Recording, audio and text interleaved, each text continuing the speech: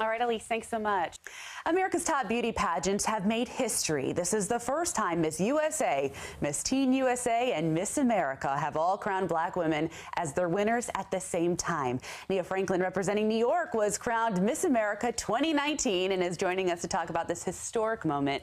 Thank you so much for being here. For having me. I see you do this. Is it just a proud moment for you?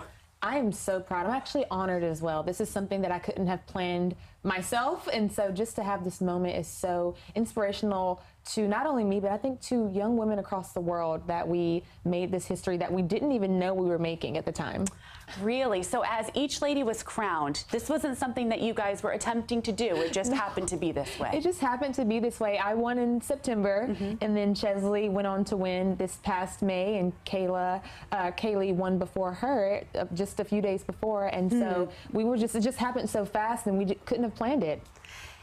For people that aren't familiar with this pageant industry, do you feel as though in the past you have been discriminated against because your color? Is this something that you have faced?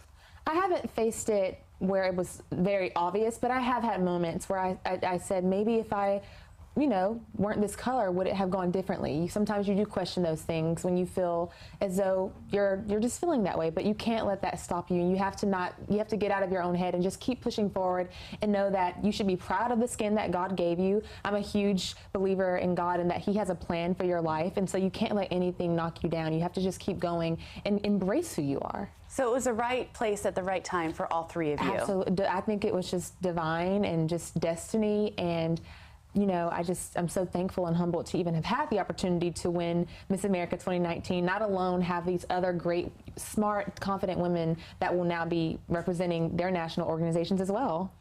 Did you guys have a phone call when it came about? Was there like a three-way FaceTime something? Or no. Did you say anything to one another? Well, Chesley and I have been friends for a while. She's actually my attorney as well. And we met while I was receiving my master's degree in North Carolina about 3 years ago. We met through the Miss America organization where she competed. And so we had a phone call about 2 days after she won. Of course, we texted. I sent her videos, and I spoke to her mom as well. But yes, we didn't have a three-way, but with social media, we've been able to connect. And of course, we got to meet this morning. So that was the first time that we were all through together. How was it for you two to be fostering up these young girls in this industry as well, being in the teen pageants? Well, of course, Chesley was someone that I looked up to when I first started competing. She was an outgoing title holder when I was competing for her local title. Interesting, okay. And so she continued to motivate me to try and to keep going for the state title. And so to now have her joining me on this national level is just so incredible. And having Kaylee as well, I think it sends a message to people that you can be whatever you want to be. And of course, with the Miss America organization, we provide scholarships, and I'm actually going to be having the opportunity to be debt-free because of this organization.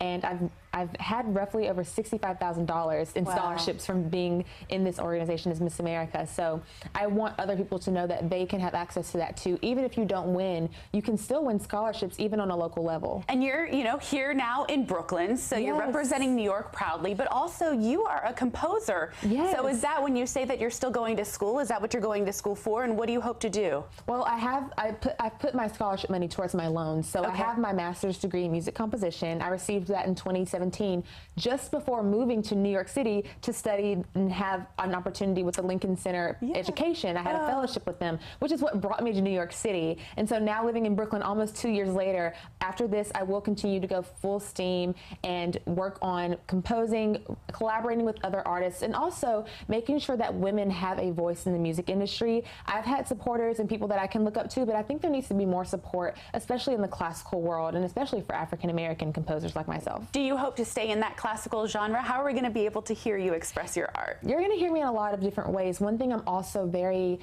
I strongly feel that people don't need to put me in a box. So I do sing opera, and there was nothing like singing in a ball gown and singing opera on the Miss America stage. And of course, I trained to sing that for many years. But I also am a songwriter, and I sing classically, and I sing jazz and pop music. There's a very eclectic taste about me. So you can find my music on the Miss America website. We actually just released my first song, Love, and the proceeds from that went to the Children's Miracle Network Hospital. And then soon the song will be available on all streaming platforms. So look look out for that. Oh, we love it. Thank you so much for being here, you. Nia. And I think that anyone knows that if you're classically trained, you can kind of do anything. So we're looking forward to hearing that. Thank you for being here, and we appreciate your journey and all of the inspiration that's going to come out of you. You're a joy. Thank you. Thank you.